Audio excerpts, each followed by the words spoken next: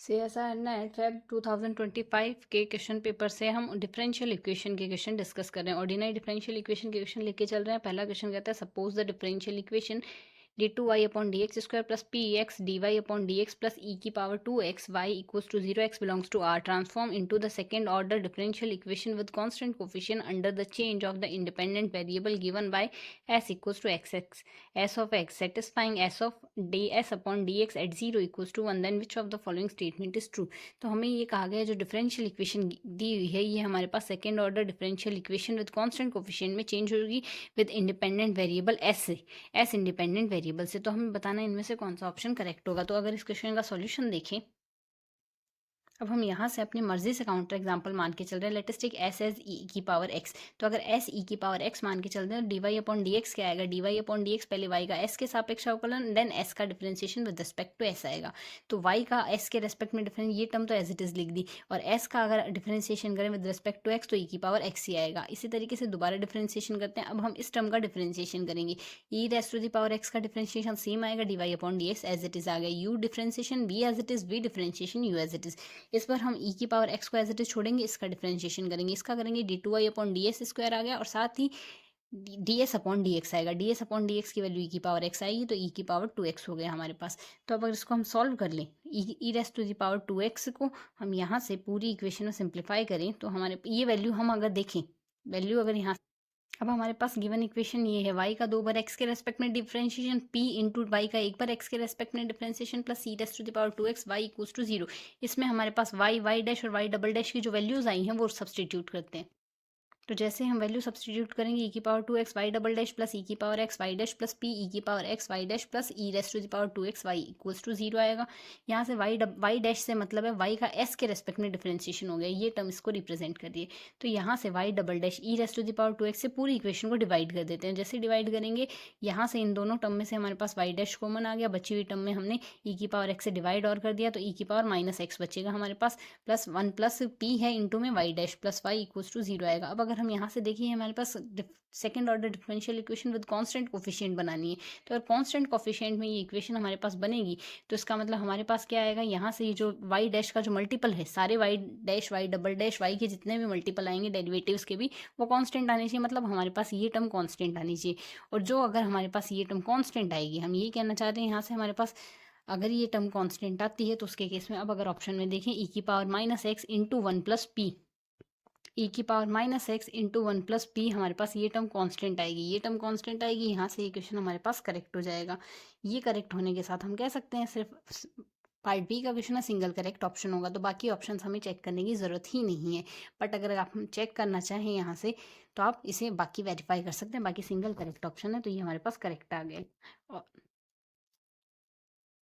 Next question कहता है given that y1 equals to y1x equals to exponential 2x is the solution of this ordinary differential equation, और y2 हमारे पास y2x with the solution of ordinary differential equation satisfying the conditions, then which of the following is true. हमें y2 के बारे में इस question में कहा हुआ है और y1 हमें इस क्वेश्चन में दिया हुआ है एक्सपोनेंशियल ऑफ 2x, ये हमें दिया हुआ है। तो अब अगर हम यहाँ से देखें कि डिफरेंशियल इक्वेशन दी हुई है, यहाँ से हम सीधा फॉर्मूला लगाते हैं। अगर हमारे पास differential equation A zero Y double dash plus P Y dash plus Q Y equals to 0 दिया हुआ है तो उसके केस में पहला दो सॉल्यूशन y1 y2 अगर सॉल्यूशन आते हैं तो y2 की वैल्यू आती है y1 into integration of 1 upon Y square y1 square exponential minus P A zero D X. तो अब अगर इस क्वेश्चन से कंपेयर करें, हमारे पास ए जीरो की वैल्यू, पी की वैल्यू, क्यू की वैल्यू, सारी वैल्यू दी हुई है और y1 की वैल्यू भी एक्सपोनेंशियल 2x दी हुई है। तो एक्सपोनेंशियल 2x दे दिया, मतलब एक सॉल्यूशन तो दिया हुआ है ना, तो ये सॉल्यूशन लिख दिया। यहाँ से y1 स्क्वायर है तो एक्सपोनेंशियल 2x यानी का स्क्वायर यानी 4x आ गया। और अगर यहाँ से हम देखें e की पावर माइनस पी अपॉन ए जीरो डी एक्स है तो इसको हम सॉल्व कर लेंगे, यही वैल्यू तो है। यहाँ से अगर हम कंपेयर करें, जैसा कि हम देख सकते हैं हमारे पास यहाँ से ये रहा क्वेश्चन, इसमें अगर हम कंपेयर करें p की वैल्यू माइनस में दी हुई है -3 प्लस 4x, और q की वैल्यू ये दी हुई है और a की वैल्यू हमारे पास x दी हुई है। तो बस वैल्यू हमने इसमें सब्सटीट्यूट करनी है। तो e की power integration minus minus plus हो गया, 3 plus 4x upon x D x आएगा। तो 3 अपॉन एक्स का इंटीग्रेशन 3 ऑफ लॉग एक्स आ गया, 3 इंटू लॉग एक्स आ गया, और यहाँ से 4x आ गया। तो ये वैल्यू आएगी। इसको सिंप्लीफाई करें, हम ये लिख सकते हैं e की पावर 4x की पावर 3, तो x की पावर 3 e की पावर 4x, हम यहाँ से ये वैल्यू सब्सटीट्यूट कर दी, यहाँ से इसकी जगह हमने ये वैल्यू पूरी की पूरी सब्सटीट्यूट कर दी। अब इसको सिंप्लीफाई कर देते हैं, e की पावर 4x e की पावर 4x कैंसिल आउट हो गया, एक्स क्यूब का इंटीग्रेशन x की पावर 4/4 आएगा, e की पावर 2x बाहर मल्टीपल में ही आ गया, ये वैल्यू आ गई y2 की। अब y2 डैश और निकाल लिया, यानी यहाँ से हमारे पास जो y2 की वैल्यू है इसका डिफरेंशिएशन करना है, तो 1/4 पहले बाहर ले लेते हैं। e की घात 2x का समाकलन अवकलन क्या आएगा, e की घात 2x गुणा 2 आएगा, 2 से 2 कट गया, बट्टे में 2 बच गया। सेम इस बार x की घात 4 का समाकलन, x की घात 4/4 का अवकलन करेंगे तो x की घात 3 हो जाएगा, और e की power 2x as it is आ गया। इसको सॉल्व कर लेते हैं, e की पावर 2x हमने कॉमन ले लिया। अब यहाँ से कॉमन लेने पर ये वैल्यू बची है। अब अगर हम यहाँ से x की वैल्यू ग्रेटर देन 0 लेते हैं, x अगर धनात्मक लेंगे, पॉजिटिव लेंगे, तो ये y2 डैश की वैल्यू भी तो पॉजिटिव ही आएगी, पॉजिटिव आएगी, तो यानी डेरिवेटिव पॉजिटिव आएगा। अगर किसी भी फलन का फर्स्ट डेरिवेटिव ग्रेटर देन 0 आता है किसी वैल्यू के लिए, इसका मतलब वो फंक्शन वहाँ से उस इंटरवल में इंक्रीजिंग होगा, इसका मतलब y2 हमारे पास इंक्रीजिंग होगा, y2 इंक्रीजिंग होगा, रेस्पेक्टिवली डिक्रीजिंग वाला केस खत्म हो जाएगा। तो अगर ऑप्शन चेक करें, पहला कहता है y2 is increasing in interval 0 to infinite, 0 से इन्फाइनाइट के बीच में हमारे पास पॉजिटिव वैल्यू आएगी, पॉजिटिव वैल्यू में फंक्शन इंक्रीजिंग है, तो ये ऑप्शन करेक्ट हो गया। जबकि ये ऑप्शन डिस्कार्ड हो जाएगा कि strictly decreasing in the interval, ये डिस्कार्ड हो गया। अब हमारे पास जो y2 की वैल्यू है उसको एक्सपोनेंशियल -2x से हमने मल्टीप्लाई करना है, एक्सपोनेंशियल -2x से मल्टीप्लाई करके x को इन्फाइनाइट पे भेजना है। तो जैसे ही एक्सपोनेंशियल -2x को y2 से मल्टीप्लाई करेंगे, y2 आया क्या है, ये आया हमारे पास, y2 की वैल्यू ये रही। y2 हम एक्सपोनेंशियल -2x से मल्टीप्लाई करेंगे तो e की पावर 2x -2x और प्लस 2x कैंसिल आउट हो गई, वैल्यू x की पावर 4/4 बची है। अब अगर हम यहाँ से देखते हैं, ये कह रहा है हमारे पास जब x इन्फाइनाइट पे जाएगा तो ये वैल्यू इन्फाइनाइट पे जाएगी, क्योंकि x की पावर 4/4 इन्फाइनाइट पे जाएगा। तो ये कह रहा है, पहला तो कह रहा है 1 पे जा रहा है, तो भाई इन्फाइनाइट पे जा रहा है ना कि 1 पे जा रहा है, ये इन्फाइनाइट पे जा रहा है ना कि 0 पे जा रहा है, तो बी सी डी तीनों डिस्कार्ड हो गए, ऑप्शन ए ही हमारे पास करेक्ट होगा। नेक्स्ट क्वेश्चन अगर देखें, नेक्स्ट कहता है let lambda belongs to R K, हमारे पास 0 1 क्रॉस 0 1 टू आर पे हमारे पास फंक्शन डिफाइन किया हुआ है, बाउंड्री वैल्यू प्रॉब्लम हमारे पास ये दी हुई है, साथ ही उसकी बाउंड्री कंडीशन दी हुई है, सेटिस्फाई कर रहा है इसे इंटीग्रल इक्वेशंस को। देन हमें बताना है इसमें हमारे पास कौन सा ऑप्शन करेक्ट होगा। तो अब अगर हम यहाँ से देखें ग्रीन फंक्शन का क्वेश्चन, तो अगर ग्रीन फंक्शन का कोई क्वेश्चन हमारे पास बनता है तो उसके लिए अगर हम सॉल्यूशन की बात करें तो हमारे पास अगर equation a0y double dash plus lambda y equals to 0 के फॉर्मेट में आए तो y की वैल्यू हमारे पास ग्रीन फंक्शन के केस में ही आती है, जहाँ ये g जो होता है कर्नेल होता है, लिमिट 0 से l है हमारे पास, लेमडा साथ में है, तो g के अगर हमारे पास देखें, और साथ ही ये g हमारे पास पार्टिंग में इस तरीके से फंक्शन डिफाइन किया हुआ हो 0 से t और t से l तक, f1 और f2 में, तो ये जो ग्रीन फंक्शन बनता है ये हमेशा इस इक्वेशन को सेटिस्फाई करता है। f2 का x के रेस्पेक्ट में डिफरेंशिएशन, f2 हमारे पास ये फंक्शन है, f2 का x के रेस्पेक्ट में डिफरेंशिएशन माइनस f1 का x के रेस्पेक्ट में डिफरेंशिएशन इक्वल्स टू -1/a0, और a0 y डबल डैश का मल्टीपल है यहाँ पे। तो अब अगर हम यहाँ से देखें, हमारे पास इस क्वेश्चन में वैल्यू, ये वैल्यू कब है, जब ये वैल्यू हमारे पास यहाँ पर प्लस में दी गई है।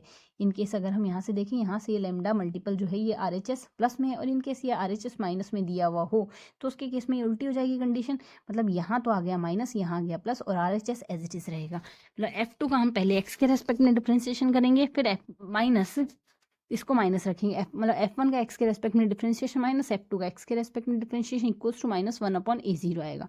तो अब अगर क्वेश्चन में देखें, पहला ऑप्शन हमारे पास f1 का हमने करना है, तो f1 का x के रेस्पेक्ट में डिफरेंशिएशन हमारे पास क्या बनेगा, इसका x के रेस्पेक्ट में डिफरेंशिएशन आएगा 1 - t, और f2 का अगर कर दें माइनस, f2 का करेंगे तो वैल्यू क्या आएगी, x के रेस्पेक्ट में करना है, माइनस माइनस हो जाएगा हमारे पास +1 + t आएगा। जैसा कि हम देख सकते हैं ये +t - t कट गया, 2 आ गई, वैल्यू हमारे पास क्या आनी चाहिए, -1 आनी चाहिए, पर क्योंकि a0 यहाँ से मल्टीपल अगर देखें तो मल्टीपल हमारे पास 1 है, तो a0 आनी चाहिए वैल्यू -1/a0 यानी -1 आनी चाहिए, तो ना कि 2 आ रही है, तो ये ऑप्शन डिस्कार्ड हो गया। रेस्पेक्टिवली अगला देखें, इस पहले पद का अवकलन करेंगे तो वैल्यू क्या आएगी हमारे पास -1, माइनस से दूसरे पद का अवकलन करेंगे x के रेस्पेक्ट में होगा नहीं, वैल्यू आ गई 0, तो -1 आ रही है, इक्वेशन सेटिस्फाई है, तो this can be a correct option.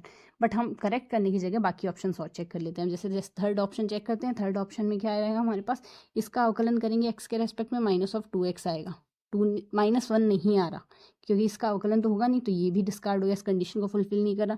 Same case में अगला और देख लेते हैं, इस पद का x के सापेक्ष अवकलन t -1 आ गया, दूसरे का करेंगे +1 माइनस से t आ रहा है, तो +t - t cancel out, +1 - 1 cancel out, ये भी 0 आ रहा है, तो ये भी नहीं होगा, तो 3 ऑप्शन डिस्कार्ड हो गए। जो बचा हुआ है काउंटर एग्जाम यहाँ से क्वेश्चन डिस्कार्ड के मेथड से हमने ऑप्शन डिस्कार्ड के मेथड से हम कह सकते हैं बी ऑप्शन हमारे पास यहाँ से करेक्ट होगा। बस ग्रीन फंक्शन की हमने बेसिक कंडीशन याद रखनी है, क्वेश्चन ये हमारे पास इजीली हो जाएगा।